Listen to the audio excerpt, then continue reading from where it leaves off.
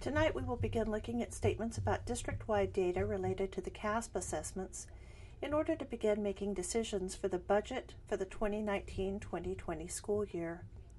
This short video gives a bit of detail so that you can see evidence for the data statements in a graphic representation.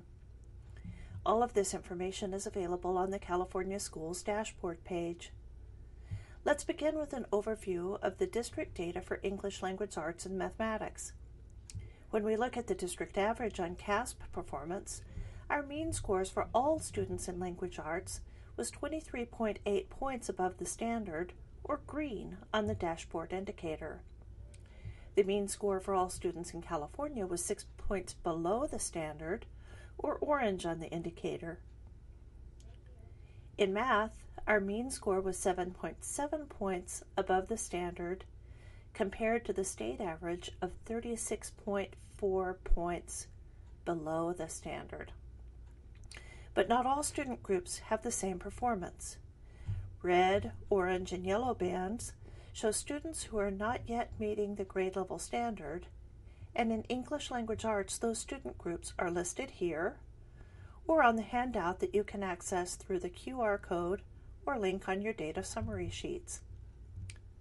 4 of our student groups met or exceeded standard in English Language Arts. In math, we can see a similar pattern, with 7 student groups not yet meeting standard and 4 who are meeting or exceeding the standard.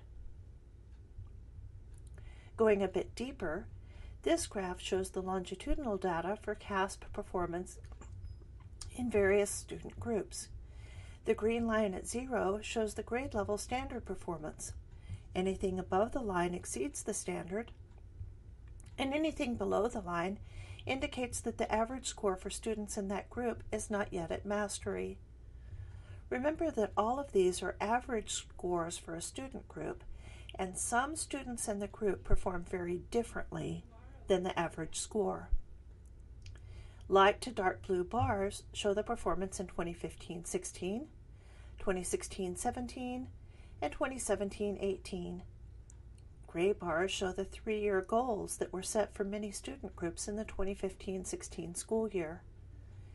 Not all student groups had goals set in that first year of the LCAP process, but we will begin setting goals for those groups this year.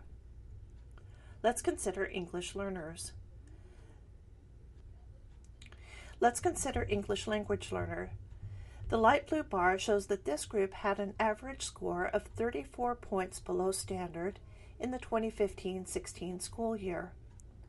The goal was for us to provide programs so that this group would grow by approximately 20 points a year, meaning that they would be exceeding standard by the 2019-2020 school year.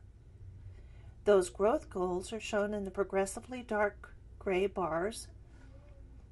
While our goal was for a 20-point increase, the student group actually dropped 6 points in the 2017-18 year and then recovered by about 5 points last year. Data for math is presented in this chart that follows the same format and is available in the online resource linked to the QR code or tiny URL on your data summary sheet. Thank you for your engagement in our local control accountability plan.